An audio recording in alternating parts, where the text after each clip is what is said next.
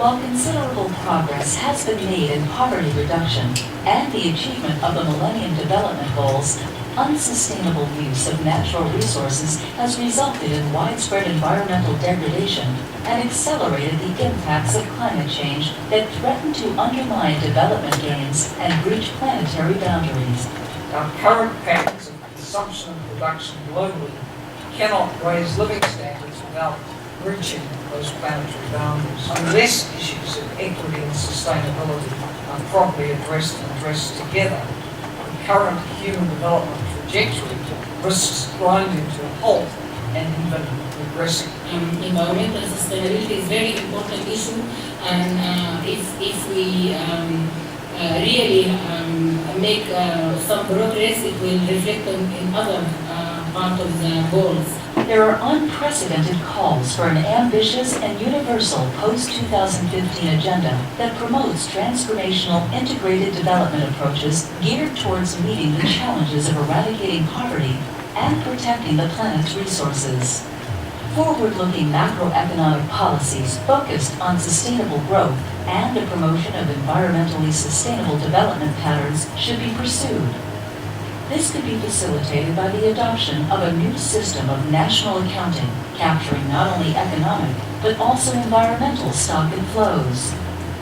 The United Nations has been working with national governments on economic valuation of natural resources and establishing natural capital accounts aimed at highlighting the importance of environmental sustainability for pro-poor economic growth. With this support, the government of Rwanda made an economic case to integrate poverty environment into its national planning and budgetary frameworks through a study on the economic costs of environmental degradation. Findings suggested that soil erosion is a primary cause of decline in land productivity, costing the country about 2% of GDP. Poverty had increased, and people's livelihood opportunities had declined because of environmental degradation. The economic analysis has helped REMA government of Rwanda to make our case by telling policymakers, leaders, you people, if you don't take care of the environment, this is the cost. As a result, the government of Rwanda has highlighted environment as a separate sector and a budget classification. In Botswana, policymakers wanted to know how the country can optimize its natural resources while also improving its management and further building social capital. Through the WAVES global partnership with the World Bank, the government is building national accounts on minerals, energy, water and land tourism, and livelihoods. This is helping the government of Botswana estimate the true contribution of the country's natural resource sectors to economic development. The impacts of investments on the environment are likely to hit the poor the hardest. Public investment as well as incentives for private investment in green technologies should therefore be strengthened to secure clean water, air, and energy, as well as to reverse the trend of increasing carbon dioxide emissions. In the Philippines, the Poverty Environment Initiative has advocated for local governments to shift towards green development. Ilocos Norte is hosting the largest wind power energy project in Southeast Asia, helping to reduce the country's dependence on imported oil and coal, providing a cheaper source of power, job opportunities for local residents, and tax revenues.